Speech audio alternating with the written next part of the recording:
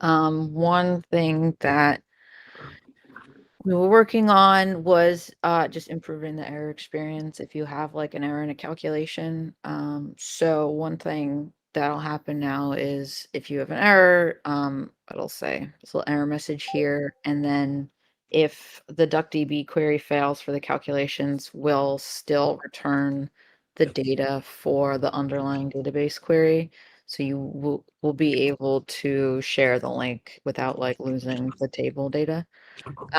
We also just like I did some work to improve the messaging here. So at least if the calculation fails on the back end, you'll get this like calculations error. And then if you expand it, um, it'll tell you the name, which doesn't really help you right now because it doesn't correspond to what's displayed.